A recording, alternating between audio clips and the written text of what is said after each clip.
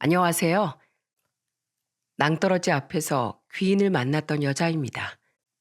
인생의 고난과 역경만이 계속되면 사람은 점차 인생과 미래를 포기하게 되기 마련이더군요.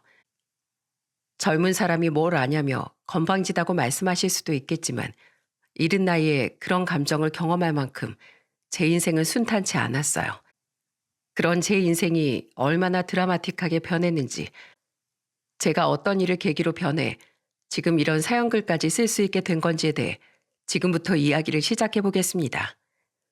저는 아빠 없이 엄마 둘이서 살았어요. 엄마는 공장에 다니며 홀로 어렵게 저를 키워주셨죠. 하지만 엄마는 힘들다는 말씀 한 번 없이 늘 밝고 씩씩한 모습만 제게 보여주셨습니다. 우리 딸, 좀 춥지? 미안해. 엄마가 어떻게든 동구에서 끊긴 가스비부터 낼게. 엄마 일하는 공장 사정이 요즘 어려워서 몇 달째 월급이 안 들어오네. 그래도 이것도 나중에 생각해보면 다 추억이다. 우리 나중에 꼭 성공해서 보일러 펑펑 틀고 한겨울에 아이스크림도 씹어 먹자. 알았지? 생각만 해도 엄만 벌써 신난다. 지하 단칸방에서 전기도 끊겨보고 한겨울에 가스도 끊겨보고 엄마와 단둘이 정말 갖은 고생을 다하며 살았어요. 하지만 뭐든지 유쾌하게 풀어내 말하던 엄마 덕에 우리 집엔 늘 웃음이 가득했죠. 엄마는 늘 저에게 애정을 듬뿍 주셨기에 부모의 애정에 목말라 본 적은 없습니다. 하지만 그것과는 별개로 전 제 아빠가 어떤 사람이었는지, 왜 지금 우리 곁에 없는지 궁금했어요. 제가 물을 때마다 엄마는 황급히 말을 돌렸는데 중학교 1학년이 됐던 날 제가 또다시 묻자 그제야 엄마는 난생 처음 아빠란 사람에 대해 말해 주시더라고요. 네 아빤 그냥 평범한 사람이었어. 엄만 원래 서울이 아니라 먼 지방 사람이라고 얘기했지? 그쪽 방직 공장에서 일하다가 소개로 만난 회사원이었는데 한 6개월쯤 만나다 널 임신해버린 거야. 그땐 엄마도 어려서 나랑 널 책임지겠다는 그 사람 말을 철석같이 믿었어. 근데 자꾸만 자기 부모한테 인사시키는 걸 차일피일 미루더라. 결국 배도 많이 불러오고 답답해서 화를 내니까 그제야 그러더라고. 어떻게 굴러먹고 살았는지도 모를 고아원 출신 며느리, 자기 부모가 결사 반대했다고 말이야. 그럼 나랑 이 뱃속아이는 어떡하냐면서 펑펑 울었더니 조금만 기다려달라고 하더라. 그리고 며칠 뒤 회사도 그만두고 도망갔어. 그땐 지금같이 휴대폰이 흔한 시절도 아니었으니 연락해볼 방법이 없었지. 그 회사 사람들도 네 아빠가 살던 월세집 주인도 행방을 모른다고 하니 어쩌겠니. 우선 혼자서라도 널 키워내려고 내가 아등바등 노력하면서 살았지. 아빠의 부모가 서울에 산다는 말을 들은 것 같아 엄만 지푸라기라도 잡는 심정으로 부른 배를 안고 서울로 올라왔다고 했습니다. 하지만 아무리 수소문을 해봐도 결국 아빠를 찾지 못했고 결국 서울에서 절 낳고 서울살이를 시작했다고 해요. 다시 지방으로 내려갈까 하다가 막상 일자리를 알아보니 서울이 월급이 조금 더 세더라고. 그래서 그냥 여기 눌러앉기로 한 거지 뭐. 연아야, 그동안은 네가 상처받을까 봐 숨겼는데 이젠 너도 많이 컸으니 엄마가 네 아빠 얘기를 해준 거야. 혹시 이 이야기가 내게 상처가 됐다면 엄마가 미안해. 근데 딸, 앞으로 엄마가 더 많이 사랑해주고 아껴줄 테니까 많이 상처받지 않았으면 좋겠어. 네가 마음 아파하면 엄마 가슴이 정말 찢어질 것 같아. 처음엔 대수롭지 않은 듯 말을 시작한 엄만 마지막에 가선 고개를 푹 숙인 채 제 손만 만지작 대시더군요. 그리곤 이내 제 손등 위로 엄마의 눈물이 방울방울 떨어져 내렸죠. 알았어, 엄마. 나 괜찮아. 내가 얼마나 씩씩한데. 나 다른 사람도 아니고 천하의 긍정여사 김민숙 딸이잖아. 그리고 나 엄마가 사랑을 너무 많이 줘서 이미 애정 포화 상태야. 그딴 나 버리고 간 아빠라는 사람 내 알바도 아니야. 그러니까 엄마 나한테 미안해하지 마. 알았지? 우리 그 인간 보란 듯이 오래오래 행복하게 살자. 솔직히 상처받지 않았다면 거짓말이었어요. 하지만 처음 보는 엄마의 눈물을 보니 그래, 나랑 엄마 버리고 간 인간 생각하느라 인생 허비할 필요 뭐가 있겠나 싶더라고요.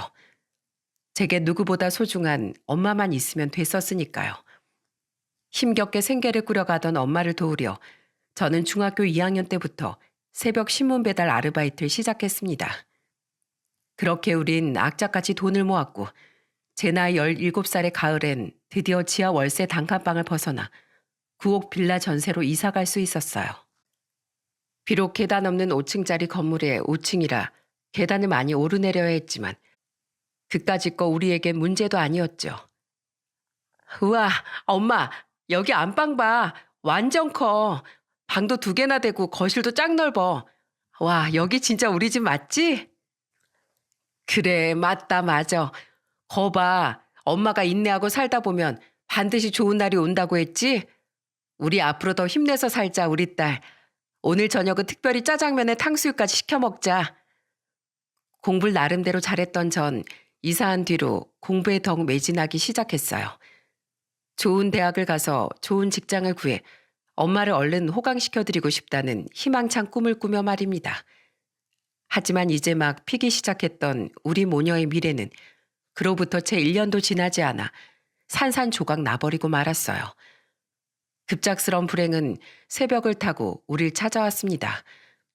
엄마가 다급히 깨워서 일어나 보니 집안엔 검은 연기가 가득 들어차 있더군요. 거실로 나가보니 집안은 이미 사나운 하마가 길길이 날뛰고 있었죠. 엄마, 현관문 손잡이가 너무 뜨거워. 이거 도저히 못 열겠어. 엄마와 저는 차마 현관문 손잡이를 만지지 못하고 두꺼운 사전으로 마구 내려쳤습니다. 하지만 겨우 부순 문 밖에선 더 엄청난 불길이 몰려오고 있더군요.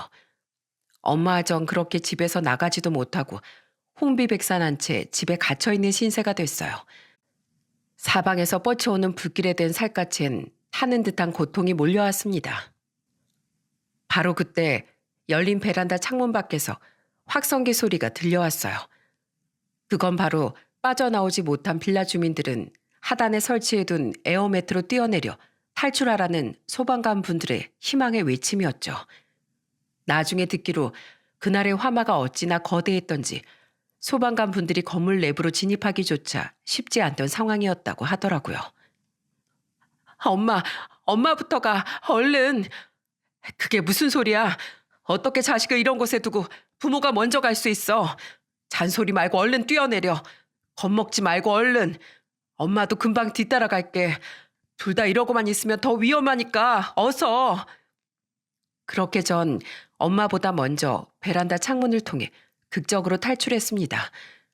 많이 다쳤던 전 에어매트에 떨어지자마자 정신을 잃었는데 깨어나 보니 엄청난 고통이 특히 얼굴에 몰려오더군요. 제가 눈을 뜬 곳은 병원의 중환자실이었어요. 박연아 환자분, 정신 드세요? 지금 사고 난 지 3일 만에 깨어나신 거예요. 저희 엄마는요? 엄만 괜찮으세요? 제 말에 간호사 선생님은 잠시 아무 말도 못 하셨습니다. 하지만 곧 제게 엄마는 그곳에서 빠져나오지 못했다는 사실을 말해주었죠. 나중에 듣기로 심지어 그날 집주인을 포함한 건물 사람들은 저처럼 중상을 입었을지언정 엄마처럼 사망한 사람은 없었다고 해요. 제가 뛰어내리자마자 저희 집에선 가스가 폭발했고 엄마는 그 폭발에 휩쓸려 결국 집을 빠져나오지 못하셨던 겁니다. 안 돼. 엄마. 늘 제 옆을 지켜주셨던 엄마가 더는 세상에 없다는 사실이 도저히 믿기지 않더군요. 심지어 저는 엄마의 빈소조차 곧바로 차리지 못했어요. 이마부터 볼, 턱 아래까지 오른쪽 얼굴 전면과 뒷목에 화상이 심해 한동안 중환자실을 벗어나지 못했거든요. 게다가 일반 병실로 옮겨진 뒤에도 오래도록 치료를 받아야 했고요. 퇴원을 하고 엄마의 늦은 장례를 치른 제게 남은 건 아무것도 없었어요. 짐도 집도 유일한 가족인 엄마까지도요. 저는 우선 급한 대로 원룸 하나를 구해 살기 시작했습니다. 화재의 원인이 4층에 살던 집주인 집의 문제였기에 전세금을 돌려받고 약간의 배상금까지 받을 수 있었거든요. 저는 그 원룸에 처박혀 거의 먹지도 않고 울기만 했어요. 엄마, 나 이제 혼자서 어떻게 살아? 나 아무것도 하기 싫어. 그냥 엄마 따라가고 싶어. 앞으로 호강시켜드릴 엄마도 없는데 공부는 해서 못하나 싶어 저는 학교도 그만두었습니다. 부끄러운 이야기지만 전 엄마 뒤를 따라가려 극단적인 시도까지 했었어요. 하지만 사람 목숨이라는 게 어찌나 질긴지 어중간한 방법으론 쉽사리 죽어지지도 않더라고요. 저는 유일하게 남아있던 엄마의 사진을 닳도록 쓸어내리며 오열했습니다. 엄마, 난 엄마 뒤를 따라가려고 해도 이렇게 어려운데 왜 하늘은 엄마를 그렇게 쉽게 데려가 버린 거야? 엄마, 사람들이 다 나만 보면 수근거려. 난 전이랑 똑같은 그냥 평범한 앤데 날 마치 괴물처럼 본단 말이야. 얼른 와서 엄마가 좀 혼내줘. 아직까지 제게 남아있는 엄마의 사진은 손바닥보다 작던 증명사진이었어요. 그마저도 장례식 때 확대 인쇄해서 영정사진으로 쓰라며 엄마가 다니던 공장 사장님이 이력서에 붙어있던 사진을 떼어다 주신 거였죠. 나머진 전부 불에 타버려 흔적도 남아있지 않았거든요. 화상의 고통에 시달리며 마음까지 죽어가던 전 엄마가 남긴 약간의 재산으로 최소한만 먹으며 죽은 듯이 살아갔습니다. 그런데 엄마가 돌아가신 지 약 1년이 지났을 때부터 자꾸만 꿈에 엄마가 나오더군요. 엄만 저를 보며 아무 말도 않고 서럽게 울기만 하셨어요. 그렇게 거의 내리 2달 동안 엄마 꿈을 꾸다 보니 이런 생각이 들더라고요. 돌아가시고서도 엄만 내 걱정 때문에 못 떠나고 계신 게 아닐까? 그제야 전 다시 힘을 내서 살아가기 시작했습니다. 다른 것보다 평생 고생만 하며 살다 돌아가신 엄마를 하늘에서까지 마음 편히 모시게 만들고 싶지 않았거든요. 저는 우선 직장부터 구하려 노력했어요.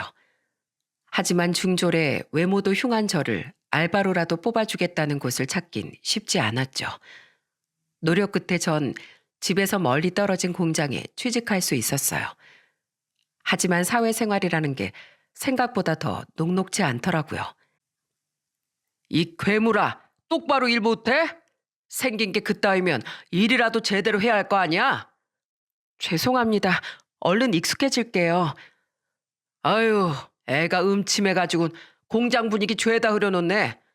사장님은 아무리 일손이 부족해도 그렇지. 왜 저딴 애를 뽑아놓은 거야? 공장 사람들 대부분은 저를 대놓고 싫어했어요. 그중 심한 몇몇은 제 면전에 대고 욕설을 하며 수치 주기를 서슴지 않았죠. 그곳 사람들은 점점 저를 무시하기 시작했는데 한 번은 심지어 탈의실에 있던 제 돈을 훔쳐가기까지 하더라고요. 대놓고 저를 보며 키득거리던 한 무리의 집 같아 추궁했지만 결국 저는 돈을 돌려받지 못했습니다. 증거도 없었거니와 제가 돈이 없어졌다고 말을 하니 도리어 사장님은 이렇게 말했거든요. 그냥 네가 집에 두고 오거나 어디 흘린 거 아니야? 연아야, 안 그래도 너 때문에 요즘 공장이 너무 어수선해. 다들 네가 음침하다 뭐다 하면서 분위기 흐린다고 난린데 이런 문제까지 들먹이면 난 더 이상 너 데리고 있기 힘들어. 미안한데 오늘부로 그냥 그만둬다오. 네가 불쌍해서 뽑아줬다만 사장으로서 공장 분위기가 안 좋아지는 걸 두고만 볼 수는 없잖니. 그렇게 저는 공장에서 일한 지 7개월 만에 잘리고 말았어요. 그날 짐을 싸서 집에 돌아오는 길에 저는 엄마 아빠 손을 양손으로 꼭 붙잡고 걸어가던 어린애를 보았습니다. 화목해 보이는 그 가족이 지나가자마자 저는 길바닥에 쭈그려 앉아 울음을 터뜨렸어요. 그 부모들처럼 저를 조건 없이 사랑해주던 엄마가 너무 보고 싶었거든요. 엄마, 난 잘 살아보려고 노력하는데 살기가 너무 힘들어. 나 어떻게 해야 돼? 어? 나도 엄마처럼 씩씩한 사람이 되고 싶어. 사람들이 보든 말든 실컷 울고 나니 오히려 속은 시원하더라고요. 그날 이후 전 또다시 구직을 하며 검정고시 공부를 시작했습니다. 외형부터 남들과 다른 제가 학력도 짧고 배운 게 없으니 사람들이 더 무시한다는 걸 깨달았거든요. 저는 마스크를 쓰고 어렵게 구한 주방 설거지 일을 하며 열심히 공부한 끝에 검정고시에 합격했습니다. 그 뒤로 전 프로그래밍 관련 학원을 등록해 새로운 미래를 꿈꿔나가기 시작했어요. 한 번은 저를 딱하게 여기던 식당 여사장님이 물어보시더군요. 배우는 게 프로 뭐식이라고? 아무튼 그건 왜 배우는 거야? 회사 취직하려고? 컴퓨터로 그게 뭐 만드는 거지? 네, 세상엔 자꾸 뭔가가 사라져만 가니까 저는 반대로 뭔가를 만드는 사람이 되고 싶어서요. 뭐 게임이든 인터넷 홈페이지든 뭐든지 말이에요. 그래, 열심히 해. 얼굴은 그렇게 됐어도 포기 안 하고 노력하는 모습이 참 보기 좋아. 아무튼 수고해. 마스크 꼈어도 얼굴 보면 손님들 놀라니까 홀엔 되도록 나오지 말고. 사람들은 가끔씩 아기가 없어도 종종 제게 말실수를 하곤 했어요. 거기까진 저도 내공이 생겨 그러려니 했는데 문제는 주방 밖을 나서면 마주쳐야 했던 사람들의 따가운 시선과 가끔 만나던 못된 인간들이었죠.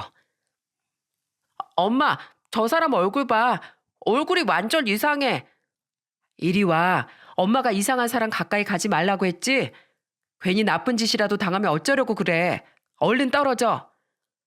아이고, 이 식당에 이렇게 탱탱한 아가씨가 있었어?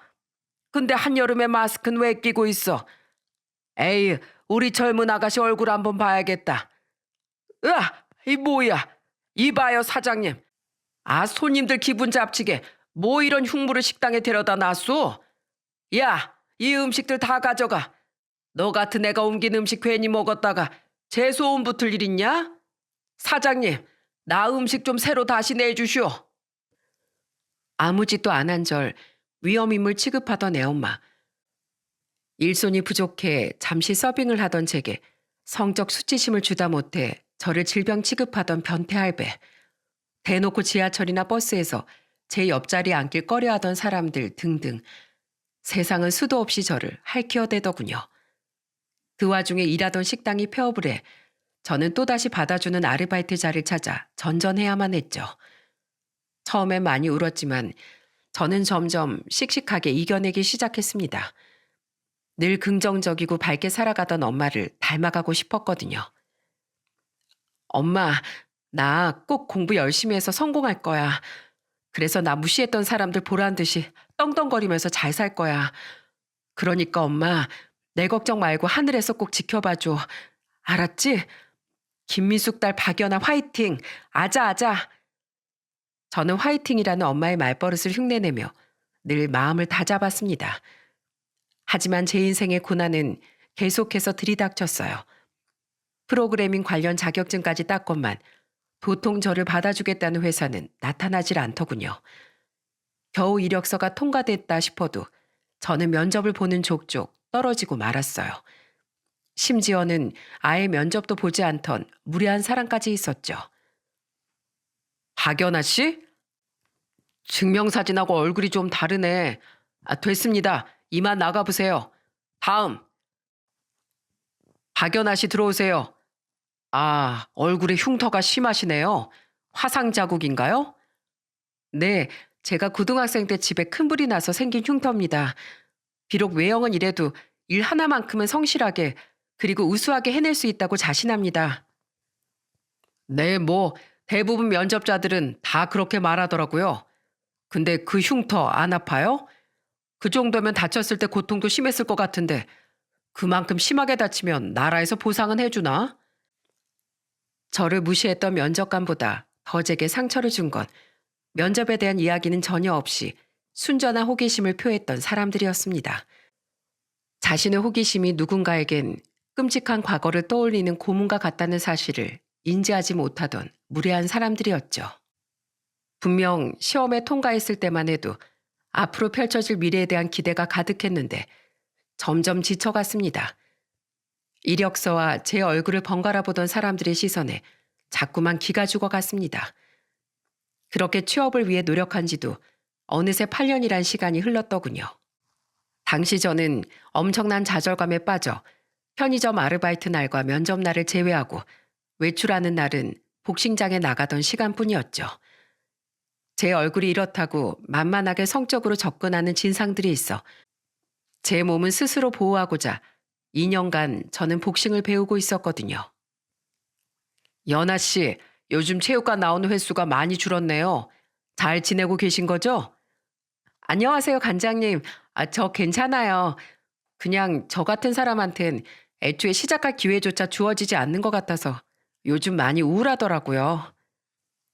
그거 아세요, 관장님? 저 다음 달엔 여기 등록도 못해요. 통장 잔고가 지금 딱 1,500원 남아있거든요.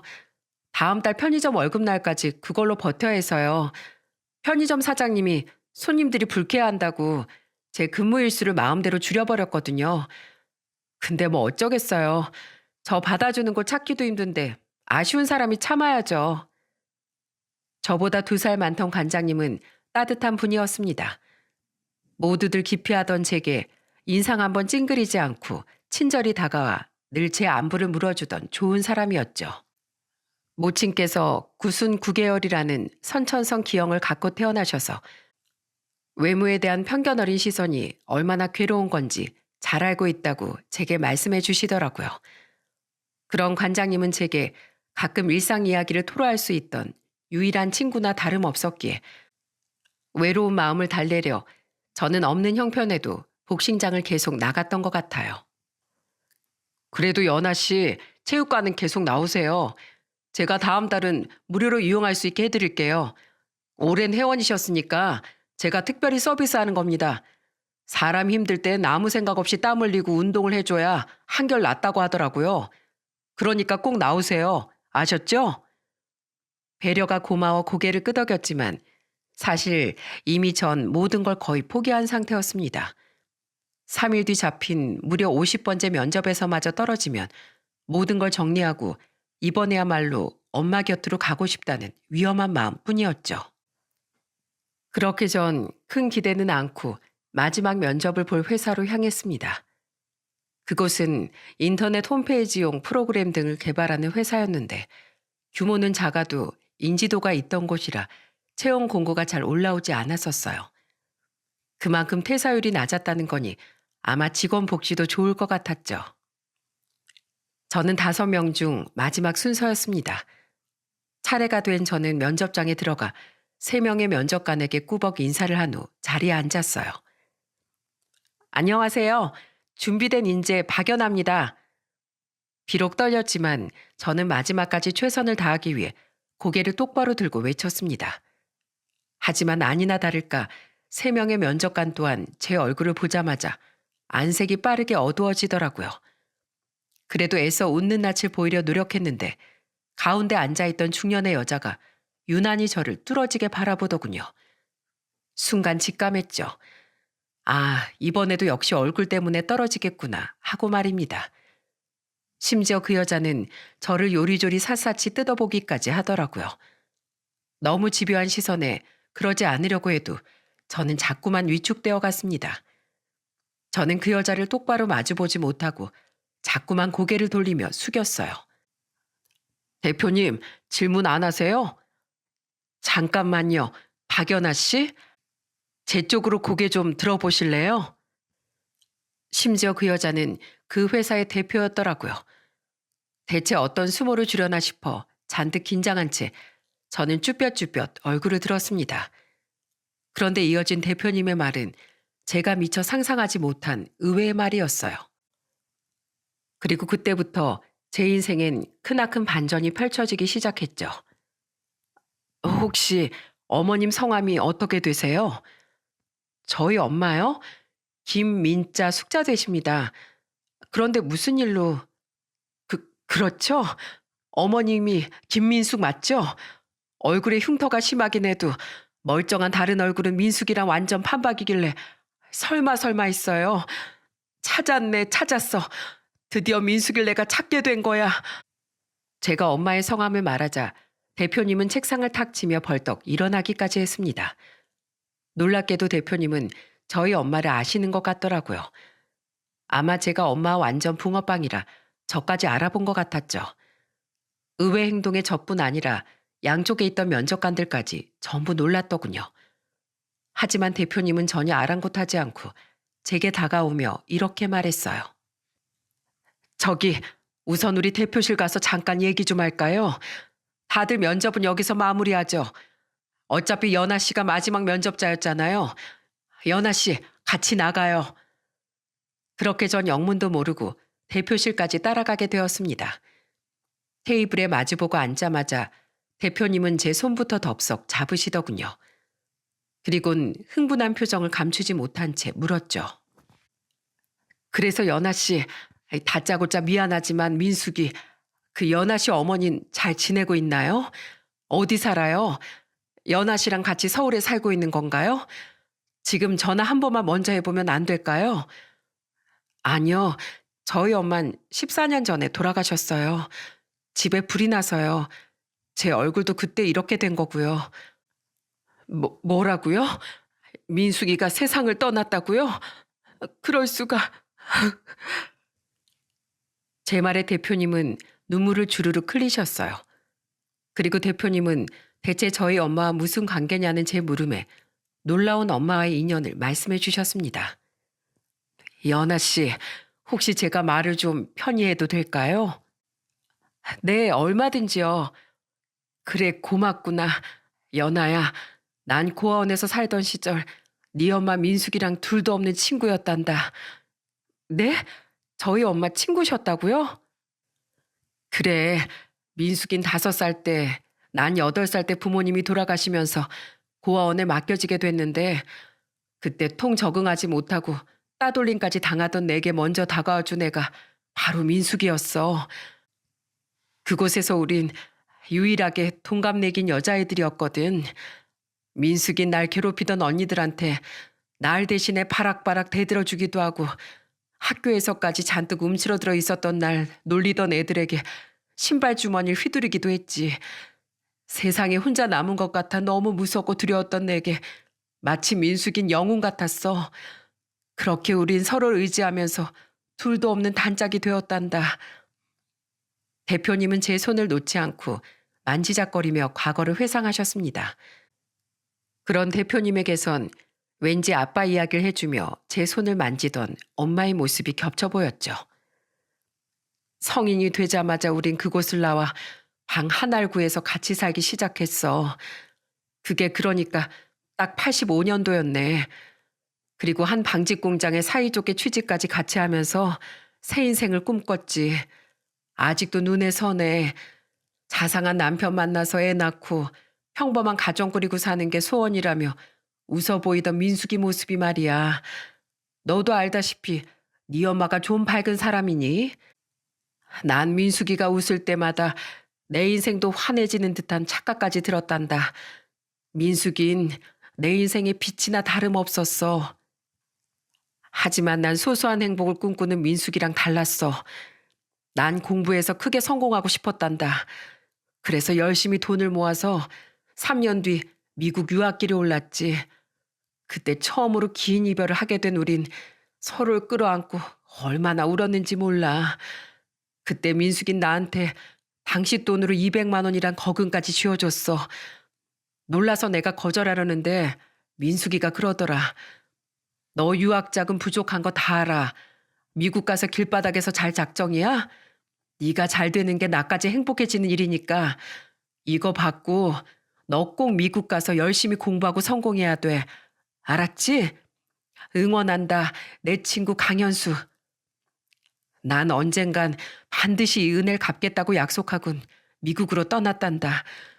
그렇게 고생하며 미국에서 공부하다 3년 뒤 한국에 왔을 때 네 엄만 공장까지 그만두고 온데간데 없이 사라졌더구나. 일하던 공장에 가서 물어봐도 미숙이가 결혼도 않고 임신을 했었다는 말뿐. 자기들도 소식을 모른다고 했지. 그렇게 아무리 수소문을 해봐도 결국 난 미숙이를 찾지 못했어. 듣고 보니 대표님이 엄마를 애타게 찾던 그 시기가 바로 엄마가 서울로 올라와 혼자 막 저를 낳고 기르고 있던 시기였더라고요.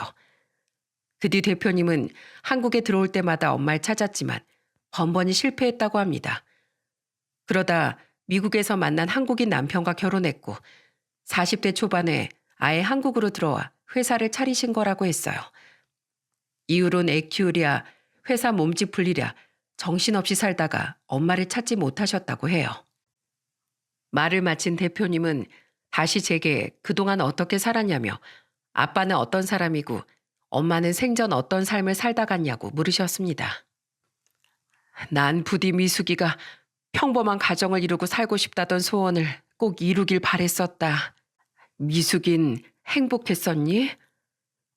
그리고 대표님은 제 아빠라는 인간 이야기와 생전 엄마의 삶, 그리고 그 이후 제가 살아온 이야기까지 모두 듣고 난 뒤 저를 끌어안고 오열하기 시작했어요. 나쁜 자식, 어떻게 그 착하고 고운을 임신까지 시켜서 버릴 수가 있어? 천벌 받을 놈. 그런 놈은 분명 제명에도 못 살고 길거리에서 객사라도 했을 거다. 내가 진즉에 민숙이를 더 열심히 찾았어야 했다. 그랬다면 비록 민숙이 못 만났어도 혼자서 이렇게 고생하고 산 널 챙겨줄 순 있었을 것 아니니. 이렇게 널 혼자 둬서 정말 미안하다 현아야. 내가 이제라도 미숙이를 대신해서 널 챙기마. 대표님이 너무 서럽게 울자 저도 엄마 생각에 함께 눈물이 터져버리고 말았어요. 결국 전 대표님 품에 안겨 묵혔던 눈물을 전부 쏟아냈답니다. 분명 그날 처음 뵌 분이건만 대표님의 품은 늘 저를 안아주던 엄마 품처럼 따뜻했죠. 그리고 그날 대표님은 저를 채용하겠다는 기적 같은 발언을 하셨습니다. 정말요? 하지만 대표님, 혹시 저희 엄마 때문에 이러시는 거면 전 정말 괜찮아요. 엄마의 오랜 친구분을 만난 건 반갑지만 면접은 공평히 하는 거잖아요. 나 그렇게 물렁물렁한 대표 아니야, 얘. 32살이라 신입치고 나이가 좀 있긴 하지만 포트폴리오도 신입이 한 것 치곤 훌륭하더구나. 그동안 얼굴로 인한 편견 때문에 기회를 많이 놓쳤다고 했지? 그 기회 내가 주마. 물론 난 길만 열어줄 뿐이지 열심히 하는 건 네 몫이야. 알았지? 정말 감사합니다, 대표님. 정말 감사해요. 저 정말 열심히 할게요. 그렇게 전 무려 50번째 면접 끝에 드디어 프로그래머로 취업을 하게 되었습니다. 그날 대표님은 절 데리고 나가 처음 먹어보는 비싼 코스 요리까지 사주시며 앞으로 자주 연락하고 지내자고 다정하게 말해주셨죠. 그날 집으로 향하는 발걸음이 얼마나 즐겁고 가벼웠는지 모릅니다. 누가 보든 말든 저는 콧노래까지 부르며 집으로 향했어요. 그리곤 집 액자 한 구석에 고이 모셔놓은 엄마의 증명사진을 들여다보며 활짝 웃어 보였죠. 엄마, 딸 취업했다? 나 이제 당당한 프로그래머야. 거봐, 난 분명 잘할 수 있을 거라고 말했지? 근데 엄마, 내가 취업한 회사 대표님이 엄마랑 제일 친한 친구셨대. 강현숙이라는 분인데 엄마가 돌아가셨다는 얘기 듣고 정말 많이 우셨어. 혹시 엄마, 하늘에서 엄마가 나랑 그분을 만나게 해준 거야? 취업 못하고 해서는 안 될 선택까지 하려고 했던 내가 걱정돼서? 엄만 거기서도 계속 내 걱정만 하고 있는 거지? 고마워, 엄마. 나 앞으로 정말 잘 살아볼게. 끝까지 울지 않으려고 했지만 결국 뜨거운 눈물은 터지고 말더라고요. 사진 속 엄마가 그런 저한테 다 괜찮다고 말하는 것 같아 더더욱 엄마가 보고 싶어지는 마음에 한참을 무릎 꿇고 울어버렸죠. 첫 출근하기 전날인 일요일에 저는 대표님과 엄마를 모신 낙골당으로 향했습니다. 대표님께서 꼭 엄마에게 인사를 하러 가고 싶다고 부탁하셨거든요. 그곳에도 엄마의 사진은 영정사진으로 쓰였던 확대된 증명사진 하나만 놓여 있었는데 대표님은 그런 엄마의 사진을 매만지며 서럽게 눈물을 흘리셨어요. 민수가, 나야, 현숙이, 우린 이름도 비슷해서 둘이 합쳐 이숙이라고 불리기도 했는데 기억나? 넌 나한테 쌍둥이나 다름없는 내 제일 친한 친구였어. 그런 너한테 어릴 때부터 날 지켜주고 내 유학 자금까지 빌려줬던 은혜 갚지도 못하고 내가 이렇게 늦게 와서 미안해. 얼마나 뜨거웠니? 얼마나 아프고 괴로웠어. 민수가 이제 널 대신해서 네가 분명 목숨처럼 아꼈을 네 딸 내가 지켜줄게. 그러니까 아무 걱정하지 마. 알았지? 보고 싶다 내 친구. 정말 보고 싶어. 대표님은 서울로 돌아온 뒤 저를 집 앞에 내려주며 상상도 못한 선물을 건네주셨습니다. 그건 바로 대표님이 가지고 있던 엄마의 사진들이었어요. 어릴 적과 학창 시절, 그리고 공장에서 일할 당시에 젊은 엄마의 모습에 저는 눈시울이 뜨거워졌죠. 사진이 전부 불에 타버렸다기에 넣어주려고 찾아서 챙겨왔어. 네 엄마 참 예뻤지? 보면 볼수록 너랑 참 똑같이 생겼다. 네 사진이라고 해도 믿겠어. 나보단 너한테 더 필요할 테니까 가지렴. 정말 그래도 돼요? 감사합니다, 대표님. 평생 엄마 증명사진 하나만 들여다보고 살다가 다른 사진들을 보게 되니 그렇게 감격스러울 수가 없더라고요. 저는 떠나는 대표님의 차 뒤에 대고 끝까지 고개 숙여 감사 인사를 드렸죠. 두근거리는 마음으로 첫 출근을 한 날, 저는 긴장된 마음에 청심환을 2알이나 먹고 회사로 향했습니다. 취업된 건 너무 좋았지만 저를 좋게 본 건 대표님 한 사람뿐일 테니 다른 사람들은 저를 편견 어린 시선으로 바라볼 테니까요. 하지만 어렵게 얻은 기회를 반드시 지켜내겠다는 일념 하나로 저는 경멸 어린 시선을 모두 이겨낼 각오를 다지며 사무실에 들어갔어요. 반가워요, 연아 씨. 자자, 우리 회사에 신입사원이 들어왔습니다. 연아 씨, 인사 한마디 하세요. 안녕하십니까. 박연아라고 합니다. 저는 고등학생 때 화재 사고로 얼굴에 큰 화상 흉터가 남았어요. 비록 얼굴은 흉측하지만 마음과 열정만은 열정적이고 모나지 않았으니 부디 좋은 시선으로 지켜봐 주시면 감사하겠습니다. 앞으로 잘 부탁드립니다. 이거 인사가 아주 멋진데요. 미리 연습해 온 거죠? 인사말까지 연습해 오는 열정 높게 사겠습니다. 다들 박수! 저는 무려 8년을 연습했던 첫인사 말을 떨리는 마음으로 마쳤습니다. 그리곤 싸늘한 시선을 돌려받을 각오를 하고 직원들을 바라봤는데 웬걸 직원들은 인상 하나 쓰지 않고 환하게 웃으며 저를 반겨주더라고요. 저를 인사시켜준 부장님도 제 어깨를 툭툭 두드리며 자리를 안내해 주셨죠. 제 사수가 된 대리님도 친절하게 제게 업무에 대해 설명해 주셨고 점심시간엔 절 따돌리는 사람 하나 없이 사이좋게 식당에서 밥까지 먹었어요. 그리고 그날 저녁 걸려온 대표님의 통화에서 저는 그 이유를 알게 되었죠. 내가 일이 바빠서 연한이 첫 출근하는 모습을 못 봤네. 앞으로 회사에선 연아 씨라고 부를 테니까 너무 서운해 마. 오늘 출근은 어땠어?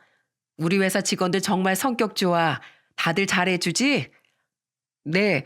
그런데 너무 한 사람도 빠짐없이 잘해주시니까 조금 이상하긴 해요. 아무리 좋은 사람들이어도 막상 제 모습을 보면 충분히 인상을 찌푸릴 수 있을 텐데 말이에요. 그게 사실 내가 면접관들이 보는 앞에서 널 데리고 나갔었잖니. 그걸 보고 그 사람들이 회사 직원들한테 소문을 냈었나 봐. 연아 네가 아마 대표인 내 백으로 뽑혔을 거라고. 아마 그래서 내게 더 잘해주는 게 아닌가 싶다. 그때 흉터 얘기도 들었을 테니까 다들 놀라지 않은 거겠지. 네? 어떡해요, 대표님? 저 때문에 괜히 뒷말 들으시는 거 아니에요? 나야 대표인데 뭐 어떠니? 나 말고 네 걱정을 해야지. 연아야, 분명 나중엔 시기 질투 때문에 뒤에서 널 욕하거나 견제하는 사람도 있을 거다. 하지만 차라리 잘 됐어. 이런 백을 둔 너를 사람들은 함부로 무시하지 못할 거잖니. 그걸 계기로 외모 말고 네 마음이 얼마나 따뜻한 애인지 사람들한테 보여줘봐. 그렇게 차근차근 사람들이랑 가까워져 보는 거야. 물론 별개로 일은 네 스스로 실력을 증명해내야 한다는 거 알지? 난 연하 너 믿는다. 박연아 화이팅!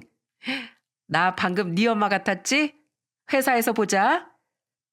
알면 알수록 대표님은 엄마와 왜 절친이었는지 알 수 있을 정도로 밝고 유쾌한 분이셨어요.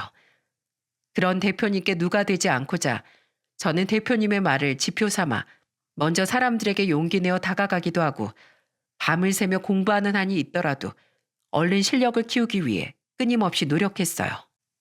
그 결과 그로부터 5년이 흐른 지금 저는 회사에서 꽤 인정받는 직원이 되었답니다.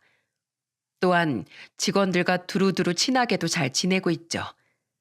얼마 전엔 무려 대리에서 과장으로 승진하고 직원들이 축하 파티까지 열어줬으니 이만하면 저 잘 해내고 있는 거 맞죠?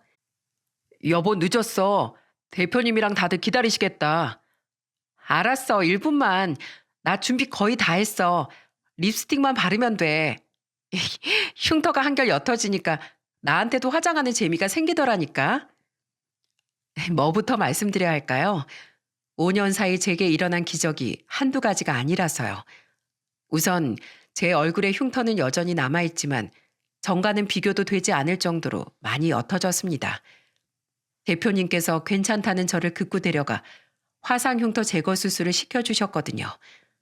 한 살이라도 어렸을 때 청춘을 더 마음껏 누리며 살아봐야 한다고 말이죠.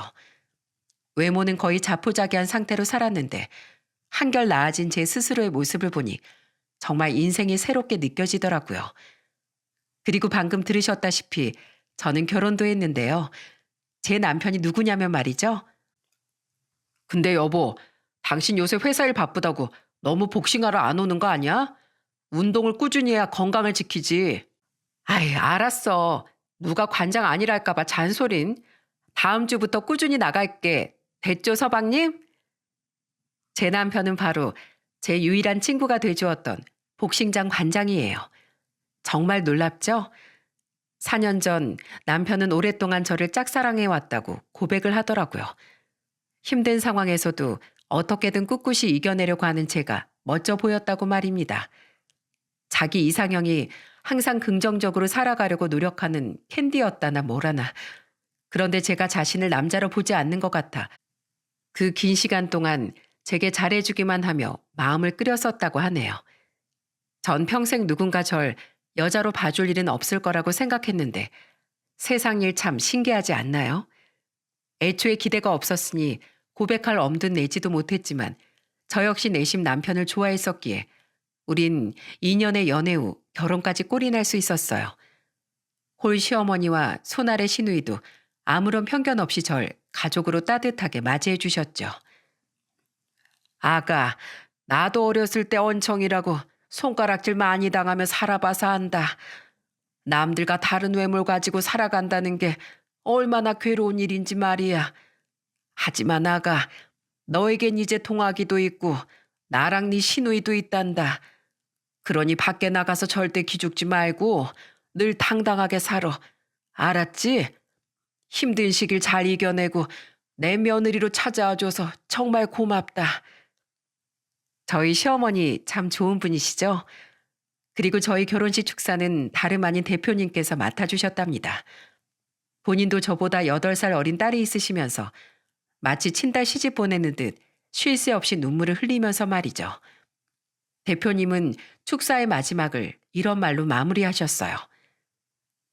마지막으로 누구보다 딸의 결혼하는 모습을 보고 싶어 했을 제 친구 민숙이에게 이 말을 남기고 싶네요. 민수가 널 쏙 빼닮은 네 딸 연아가 오늘 한 남자의 아내가 된다. 부디 연아가 생전 네 꿈을 이어받아 건강한 자식도 낳고 자상한 남편과 함께 평범하되 더없이 행복한 가정을 꾸려갈 수 있길 하늘에서 빌어주렴. 내 틀에 박힌 축사보다 엄마인 네 축하가 제2의 인생을 시작하는 연아에겐 더없이 큰 힘이 될 거야.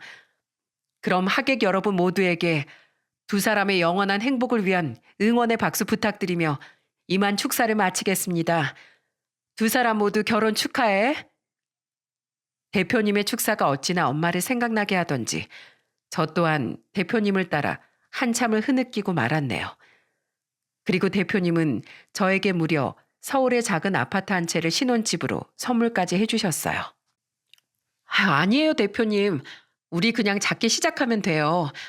요새 신혼부부 대출도 잘 나와 있잖아요. 그냥 받아줘. 내가 이렇게라도 네 엄마한테 진 빚을 갚고 싶어서 그래. 기억하지? 네 엄마가 나한테 쥐어줬었다던 그 옛날에 200만 원. 아마 그 돈이 아니었으면 난 정말로 그 무서운 미국 길바닥에서 노숙을 하다 큰일 났을지도 몰라. 돈이 그만큼 부족하다고 일부러 말도 안 했는데 어떻게 알고 나한테 자기가 뭔 거의 전 재산을 줬던 건지. 네 엄만 참 배려심 깊고 따뜻한 사람이었어. 그런 네 엄마가 아니었다면 지금의 나도 이 자리에 없었을 거야. 그러니까 제발 받아주렴. 그래야 나도 하늘에 있는 네 엄마한테 면이 서지 않겠니? 남편도 집안 형편이 어려워 작은 집 전세로 시작할 생각이었는데 그런 대표님 덕분에 우린 집 대출금 걱정 없이 신혼생활을 시작할 수 있었어요. 그리고 남편이 감사 인사를 꼭 드리고 싶다고 말한 걸 계기로 저와 남편은 대표님 집에까지 초대받게 되었습니다. 안 그래도 대표님 남편분께서 저를 꼭 한번 보고 싶다고 말했다고 하셨거든요.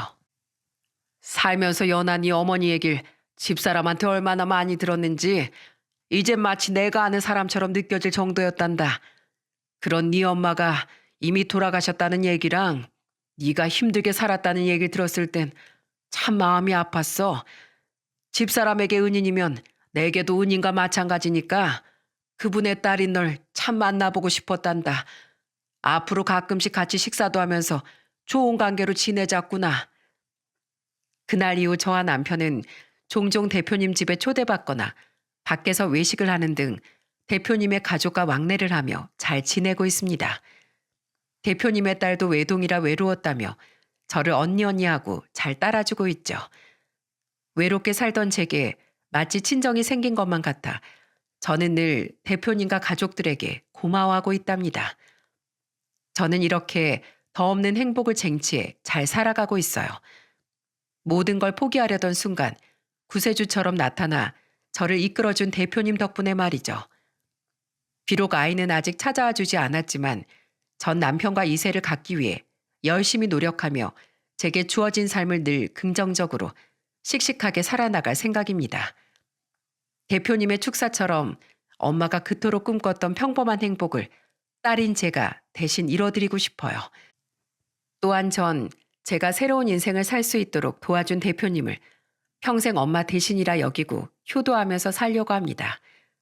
아무리 과거에 엄마에게 도움을 받으셨다고 해도 결국 대가 없는 선의를 선물 받은 건 저니까요. 그런 일이 생기지 않는 게 가장 좋겠지만 대표님이나 대표님 가족에게 혹시 무슨 일이 생긴다면 전 주저없이 달려갈 생각이에요. 여러분, 제가 사연을 보내게 된 건 여러분께 한 가지 부탁을 드리고 싶어서랍니다. 남들과 다른 외모를 가지고 살면서 다른 것보다 전 사람들의 시선 때문에 마음의 고통을 가장 많이 겪었어요. 심지어 식당에 들어갔다가 얼굴 때문에 쫓겨난 적도 있었죠. 하지만 여러분, 외모가 다르다고 하나 저희 또한 내면은 여러분과 같은 사람임을 잊지 말아주세요. 외모라는 장벽 하나만 걷어내고 저와 같은 사람들을 보아주신다면 그것만으로도 저희에겐 정말 큰 힘이 되고 기회의 장이 된다는 사실을 기억해 주셨으면 좋겠습니다. 그리고 여러분의 따뜻한 말 한마디, 손길 하나가 언젠간 여러분이나 여러분의 가족에게 반드시 복으로 돌아가길 바랄게요. 마치 저희 엄마의 선의를 제가 그대로 돌려받은 것처럼 말이죠. 푸념 혹은 자랑 같은 제 사연 끝까지 들어주셔서 정말 감사드립니다. 오늘도 모두 좋은 하루 보내세요.